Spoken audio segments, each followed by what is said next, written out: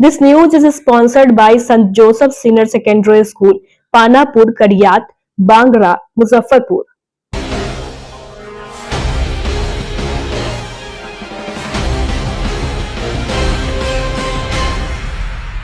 नमस्कार, मैं श्रुति और आप देख रहे हैं डेन न्यूज। खबरों को आगे बढ़ाने से पहले आइए एक नजर डालते हैं उन खबरों पर जो बनी है आज की सुर्खियां।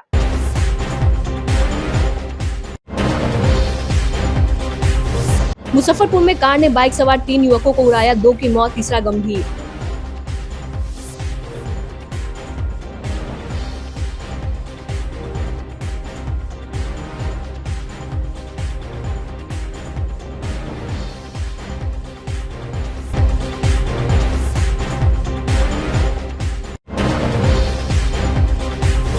सात साल के मासूम को बोलेरो ने रौंदा, मौत पर 2.5 घंटे एनएच जाम।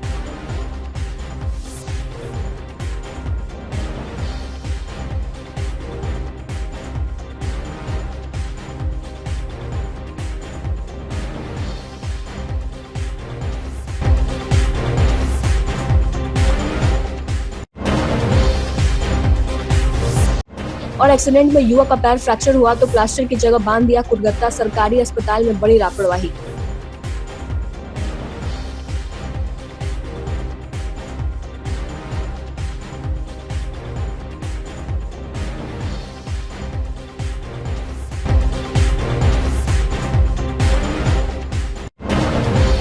तो ये थी आज की सुर्खियां, अब खबरें विस्तार से। मुजफ्फरपुर जनपद के फकुली थाना क्षेत्र में NH 22 पर एक दर्दनाक सड़क हादसा हो गया, जहां एक तेज रफ्तार कार ने एक बाइक पर सवार 3 युवकों को रौंद दिया।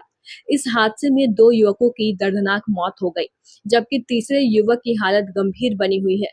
जानकारी के अनुसार सभी युवक पेंट का काम करके घर लौट रहे थे। फकुली थाना क्षेत्र में पेंट का काम कर एक बाइक पर सवार होकर 3 युवक अपने घर लौट रहे थे। इस दौरान मुजफ्फरपुर हाजीपुर रोड पर एक तेज रफ्तार कार ने बाइक में जोरदार टक्कर मार दी। सड़क हादसे के बाद मौके पर लोगों की भीड़ जमा हो गई।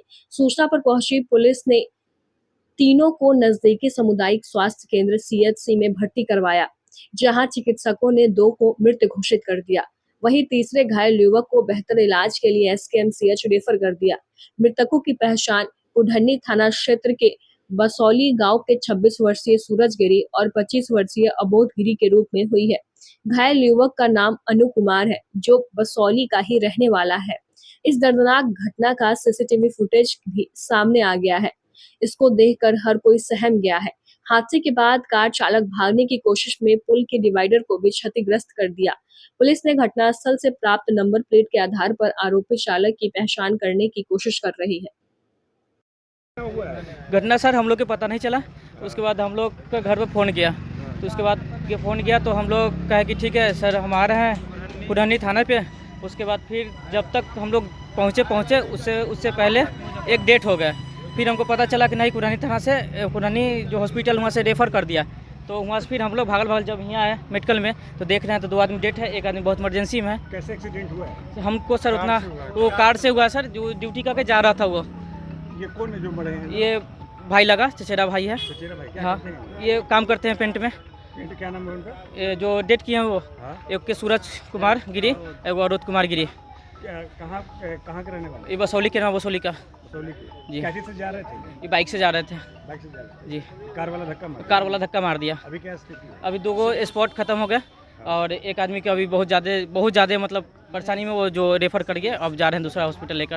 कौन गाँव के रहने वाले हैं लोग? केरवा बसौली। एक घायल भी है इसमें? हाँ, ये पूरा बुरी तरह से घायल है। ये घायल कौन है?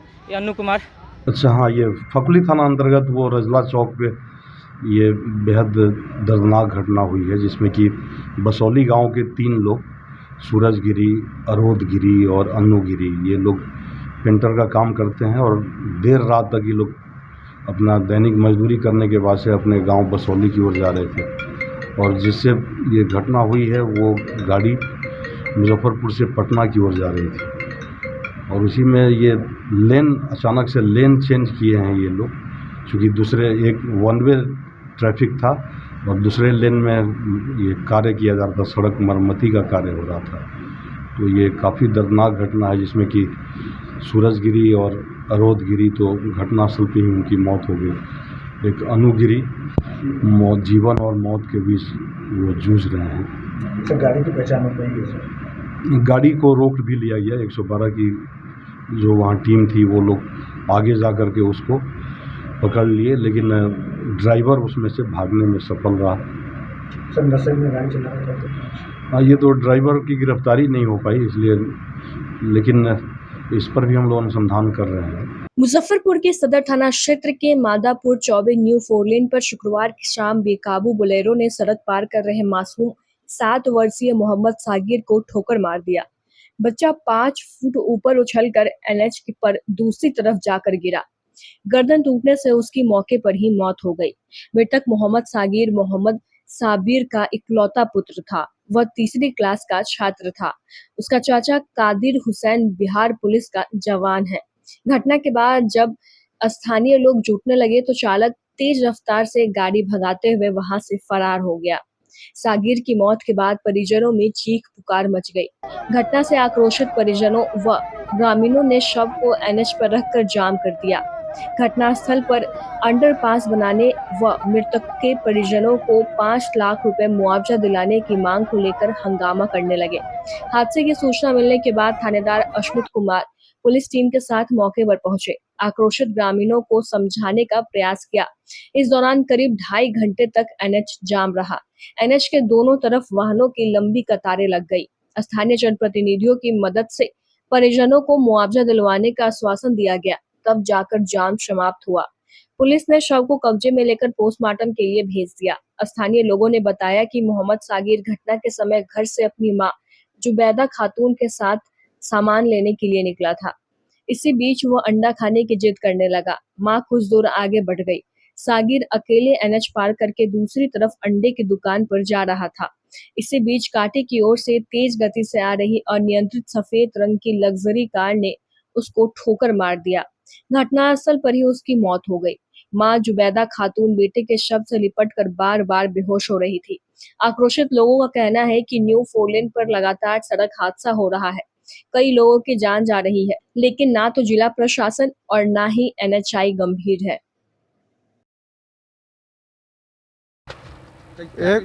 ये घटना घटा है यहाँ।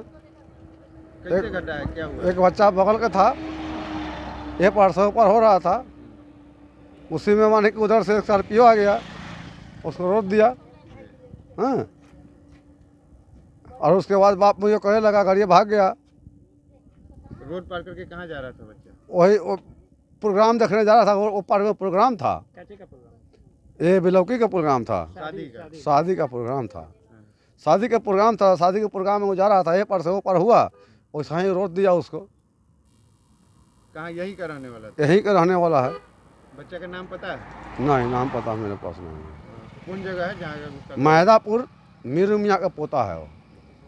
जो बच्चा मरा है मारा है। शादी किनके यहाँ थी? शादी यहाँ बोलता है लालदेव राय उप लोहा सिंह। वो कौन जगह पड़ेगा? ये बाजीपुर कोदरिया में बोलते हैं। दोनों सदर थाना आएगा? नहीं, हाँ। इसमें कुरहनी है हमारा। आप कुरहनी के हो गए और सदर थाना? हाँ, हिमादापुर कुरहनी में, अति में, सदर में। उनके लड़के की शादी थी उसी में? उनका लड़के का शादी था। क्या नाम है? वो ना कहें आपको। आपका क्या नाम है? हथियार लहराने के मामले बढ़ते जा रहे हैं। पहले केवल युवकों में यह प्रवृत्ति देखने को मिलती थी, लेकिन हाल के दिनों में देखने को मिल रहा है कि अब महिलाओं को भी यह शौक पैदा हो गया है। आजकल युवकों के साथ साथ महिलाओं के भी हथियार लहराते हुए वीडियो वायरल हो रहे हैं। पुलिस के साथ साथ आम लोगों के बीच भी महिलाओं के बीच बढ़ती इस प्रवृत्ति के बढ़ने पर चर्चा होने लगी है। मुजफ्फरपुर में एक महिला का हथियार लहराते हुए वीडियो सोशल मीडिया पर वायरल हो रहा है। हालांकि डेन न्यूज वायरल वीडियो की पुष्टि नहीं करता है, लेकिन वायरल वीडियो में साफ देखा जा सकता है कि महिलाएं भी हथियारों का प्रदर्शन कर रही है। वायरल वीडियो औराई और हथौड़ी थाना के बॉर्डर इलाके की बताई जा रही है। वीडियो बैंक से शेरो शायरी के साथ आखिर तुम्हें आना है जरा देर लगेगी गाना बज रहा है। उस गाने पर महिला देसी कट्टा दिखा रही है। वायरल वीडियो मुजफ्फरपुर पुलिस के सोशल मीडिया सेल को पहुंच चुकी है। इसके बाद 3 थानों की पुलिस महिला की तलाश शुरू कर दी है। ग्रामीण एसपी विद्यासागर ने बताया कि महिला की गिरफ्तारी के लिए छापेमारी की जा रही है। आखिर तुम्हें आना है जरा दे। हाँ, ये औराई थाना का प्रथम दृष्टया लग रहा है कि औराई थाने का है। औराई थानाध्यक्ष से मेरी बात हुई है और वो अनुसंधान कर रहे हैं, और अनुसंधान में जब पहचान स्थापित हो जाती है तो हम लोग आवश्यक कानूनी कार्रवाई करेंगे। गैर कानूनी भी हथियार लगाना बिल्कुल बिल्कुल अवैध हथियार है, और देखने मात्र से ही लग रहा है कि वो 315 बोर का देसी कट्टा है। तो ये रखना चाहे वो नहीं, बिल्कुल ही गलत है। और अब ये तो पहली बार हम लोगों के संज्ञान में आया है कि किसी महिला द्वारा इसका प्रदर्शन किया जा रहा है। पहचान कर गिरफ्तारी होगी। बिल्कुल बिल्कुल गिरफ्तारी होगी, पहचान हम लोग स्थापित कर रहे हैं। मुजफ्फरपुर फैमिली कोर्ट परिसर शनिवार को उस समय रण क्षेत्र में तब्दील हो गया जब एक पारिवारिक विवाद की गवाही के दौरान लड़का और लड़की पक्ष के लोग आपस में भिड़ गए।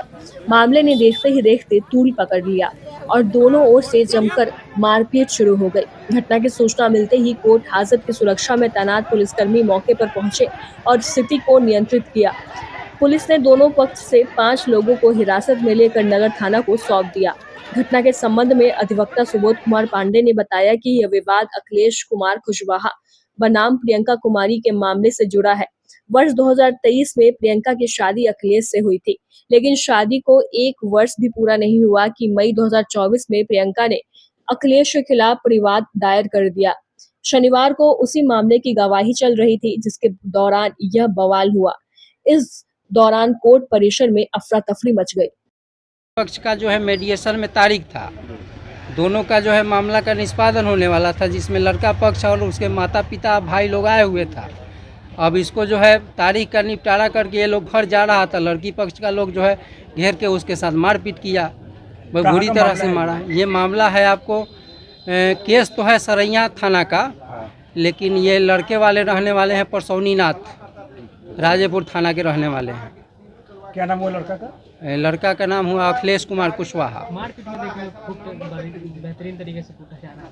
हाँ, तो वो लोग मारपीट करने के नियत से आया था। वो लोग नहीं चाह रहा है कि जो है, अब वैसे नहीं चाह रहा है लोग कि जो है मामला का निपटारा हो। हम लड़का पक्ष को भी पता रहता था, वही 20 आदमी से आता। ये विवाद कितने दिन से चल रहा था? ये विवाद चल रहा है 2024 5 मई 2024 से। कब शादी हुई थी दोनों की? दोनों की शादी हुई थी मई में ही हुई थी शादी। किस बात को लेकर अनबन चल रहा था? वो लड़की जो है रहना नहीं चाहती है, अपना गहना गुड़िया लेके जो है घर से भाग गई थी। सेपरेशन का मामला? जी, सेपरेशन का मामला चल रहा था। लड़की रहना नहीं चाहती है लड़का के साथ। लड़की पक्ष कहाँ का रहने वाला? ये लड़की पक्ष जो है सरैया के रहने वाले हैं, लड़का वाले परसौनीनाथ के रहने वाले हैं। आपका नाम क्या हुआ? मेरा नाम हुआ एडवोकेट सुबोध कुमार पांडे। आप ही के क्लाइंट? जी। मारपीट भी हुई है यार? जी, मारपीट हुई है। हमको पता चला है कि मारपीट हुई है, तो हम जी, अब गिरफ्तारी किन की हुई है हमको ये मालूम नहीं है अभी। हम लोग कोर्ट सुरक्षा में तैनात है और यहाँ सूचना मिली है कि बाहर कोर्ट, फैमिली कोर्ट के बाहर लोग आपस में मारपीट कर रहे, हल्ला हंगामा हो रहा है। तो हम लोग पूरा सुरक्षा व्यवस्था लेकर गए, वहाँ देखे जो भी मारपीट कर रहा था, आपस में लड़ झगड़ कर रहा था, उस सबको ला के कुछ कारण पता चल पाया ना? कारण तो बता रहा है कि पति पत्नी वाला क्या मामला है पूरा हम लोग अभी नहीं। हाँ, फैमिली कोर्ट का मामला है।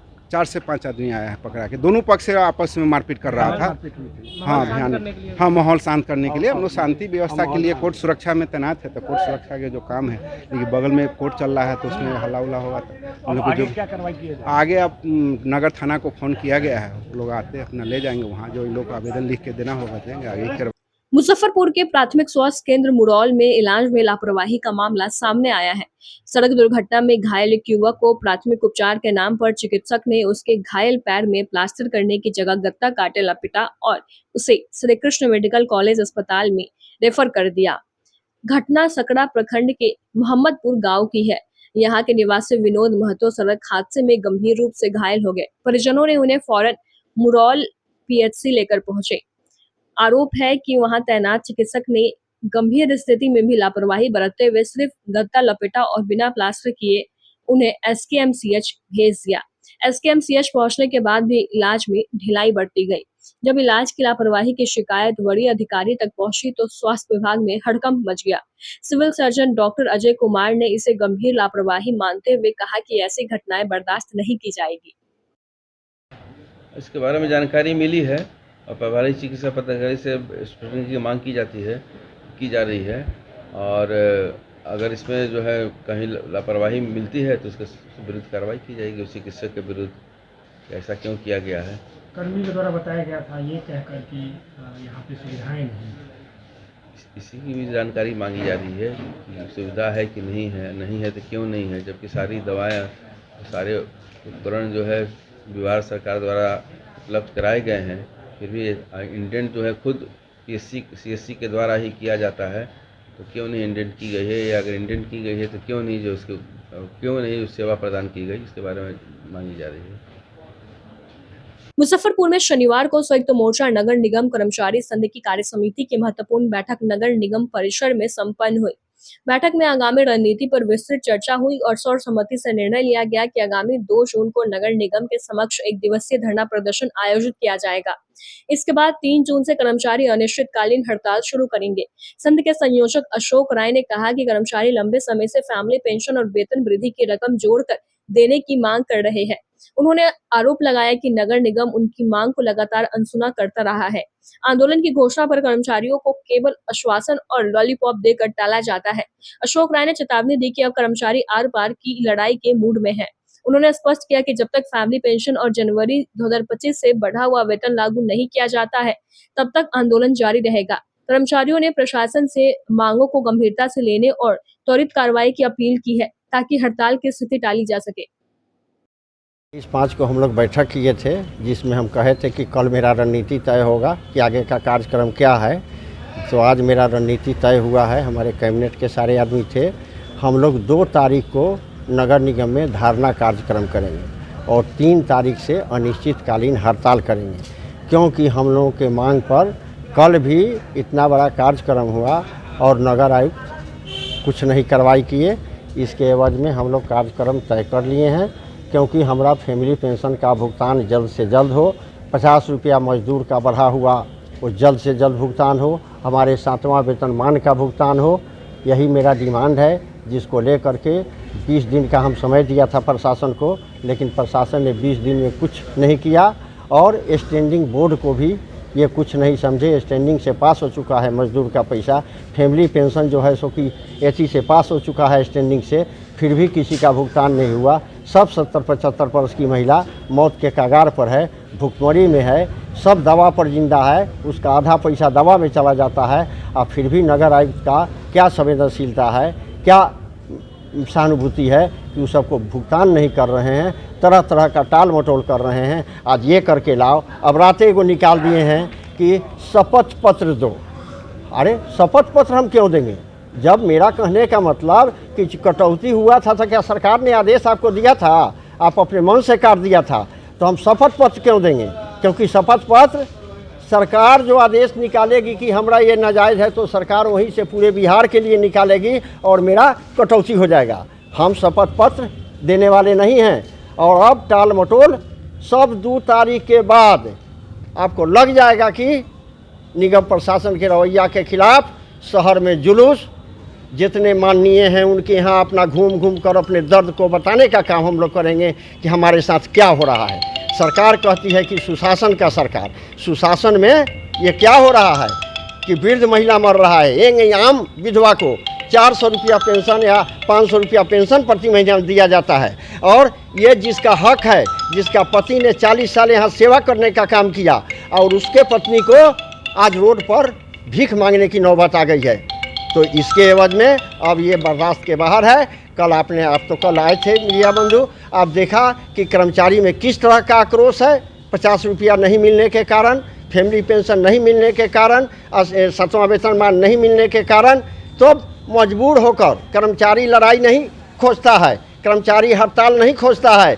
ये प्रशासन जानबूझकर हमको हड़ताल करने पर मजबूर कर रहा है, जिसके लेकर के हमारा 2 तारीख को निगम में धारणा होगा और 3 तारीख से हम अनिश्चितकालीन हड़ताल पर चले जाएंगे। देखिए, दोनों संगठन के हमारे संयोजक संघर्ष मोर्चा के अशोक राय जी हैं और सत्येंद्र जी संयोजक हैं, दोनों की बात को आपने सुना है।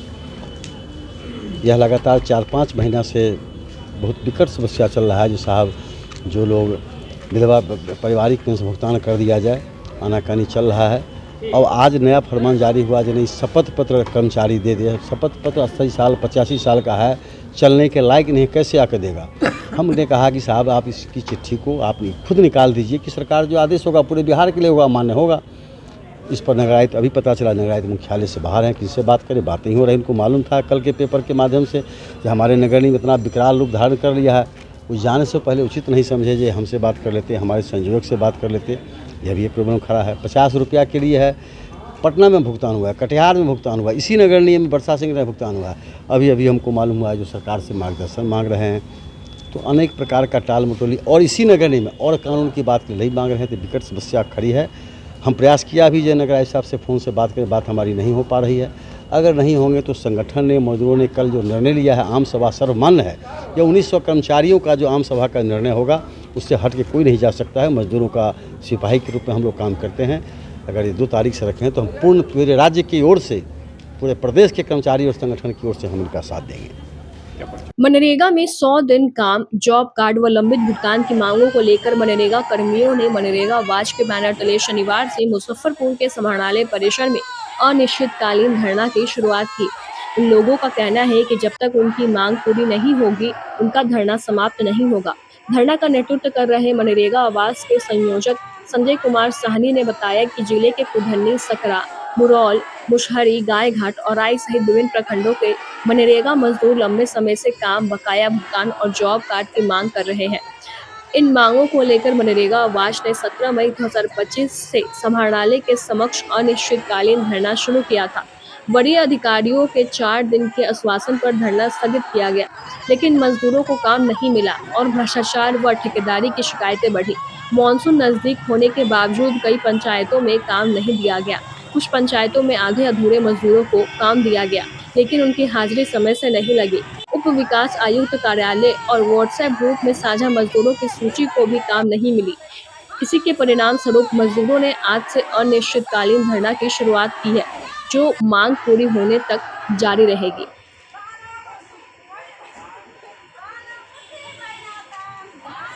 धरना मांग तो ही है जो हम लोग के नहीं काम मिला है ढंग से, नहीं लंबी भुगतान भी मिला है, बकाया राशि है वो भी नहीं मिल रहा है, नहीं काम मिला है। जब तक हम धरना काम नहीं मिलेगा और बकाया राशि तक हम धरना पर से नहीं उठेंगे, हम यहाँ जारी रहेंगे।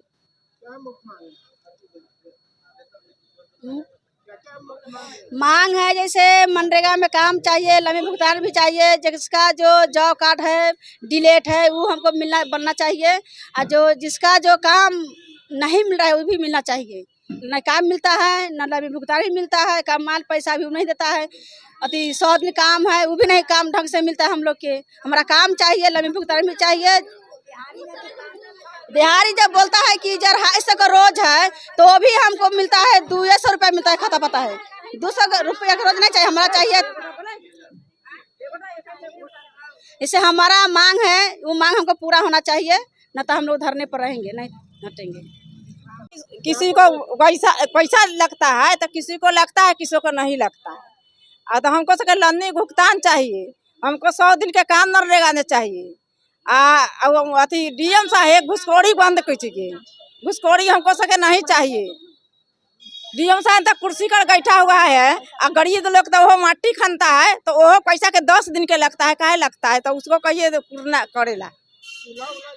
चूल्हा लेके आए हैं, हम सब जब बुझ के लिए रहेंगे, बनाएंगे, खाएंगे, अपना घर से लाएंगे, अपन चंदा मांग के लाएंगे, चाहे खाएंगे अपना, चाहे घर से लाते हैं खाते, बाल बच्चा लेकर चूल्हे लेके आए हैं, बाल बच्चा लेके आएंगे, माल भैंसी लेके आएंगे, मुर्गा मुर्गी लेके आएंगे, बकरी कटरू लेके आएंगे। हमको सके अति 100 दिन के काम चाहिए।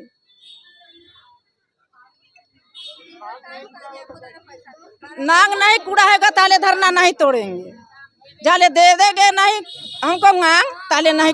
मुजफ्फरपुर के मुशहरी अंचल के हरपुर बखरी गांव में शमशान भूमि पर पंचायत सरकार भवन निर्माण के खिलाफ ग्रामीणों में आक्रोश है। शनिवार को ग्रामीणों ने संत रविदास महासंघ के बैनर तले समाहरणालय परिसर में 1 दिवसीय धरना प्रदर्शन किया।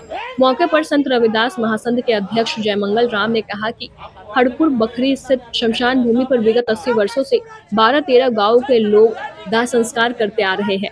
यह भूमि बिहार सरकार के अभिलेख में शमशान के रूप में दर्ज है।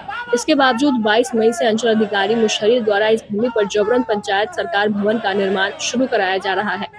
जयमंगल राम ने अंचलाधिकारी की मंशा पर सवाल उठाते हुए गहन जांच की मांग की है। उन्होंने चेतावनी दी है कि यदि शमशान भूमि पर जल्द निर्माण नहीं रोका गया तो ये लोग आंदोलन को और तेज करेंगे।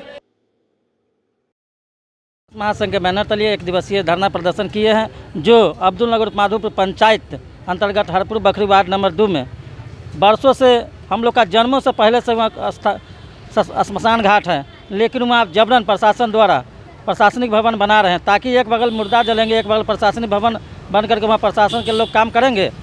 यह कभी भी अच्छा नहीं लग रहा है। ताकि हम डीएम साहब से मांग किए हैं, प्रशासनिक भवन नहीं चाहिए, हमको श्मशान घाट चाहिए ताकि उसमें 10 गांव का लाश जलते हैं और वहाँ पर महीना में करीब 12 से 13-14 लाश वहाँ रोज़ जलते रहते हैं। ताकि हमको श्मशान घाट ही चाहिए, प्रशासनिक भवन नहीं चाहिए। अगर प्रशासनिक भवन बना है तो वहाँ आप स्टेट लगाइए, चापाकल लगाइए, शौचालय लगाइए, ताकि जो भी लाश आते हैं वहाँ नहाने धुआने में, मजलाहा को पानी पीने में बहुत दिक्कत होते हैं। ये सब काम कीजिए ना श्मशान घाट में। प्रशासनिक भवन बनाने से क्या है, अगर बनाना ही है तो पंचायत में हम देते हैं ज़मीन, वहाँ बनाइए। बहुत बिहार सरकार ज़मीन है। इसी सब मांग के लिए हम लोग आज बैठे हैं। मुजफ्फरपुर में शनिवार को छात्र जनता दल के बीआरए बिहार विश्वविद्यालय अध्यक्ष अंकित कुमार किशन ने विश्वविद्यालय के अंतर्गत विभिन्न कॉलेजों के अध्यक्षों की घोषणा की और विश्वविद्यालय कमेटी का विस्तार किया। इस अवसर पर सभी नवमनोनीत पदाधिकारियों को मनोनयन पत्र सौंपा गया। नवनिर्वाचित कॉलेज अध्यक्षों में Ayush Kumar Langat Singh college, Satyam Kumar RDS college, Anusha Kumari MDDM college, Ayush Kumar LNT college, Ashutosh Bhushan GM college, Rahul Kumar SNS college, Vishal Kumar RMLS college, Shanu Kumar SRJ SSSS college, Mohit Kumar SRPS college, Akhil Kumar LP Shahi college, Mrityunjay Kumar SRKG college Sitamarhi, Harsh Kumar RN college Hajipur, Guddu Kumar RLSY college Bettiah, Roshan Kumar SLK college Sitamarhi और ऋतिक सिंह आरएसएस कॉलेज सीतामढ़ी शामिल है। विश्वविद्यालय committee में कौशल कुमार उपाध्यक्ष, तुषार कुमार और मोहम्मद महताब आलम महासचिव, साजदा परवीन और नितिन कुमार सचिव नियुक्त किए गए। कार्यक्रम में महानगर अध्यक्ष अनूप कुमार, बिहार प्रदेश सचिव उत्तम पांडे, पूर्व विश्वविद्यालय अध्यक्ष रंजीत राज गुड्डू, जदयू नेता मंजय और कमेटी सदस्य गोलू ठाकुर, अंकित सिंह, आदर्श कुमार, विक्की कुमार, किसले कुमार उपस्थित रहे।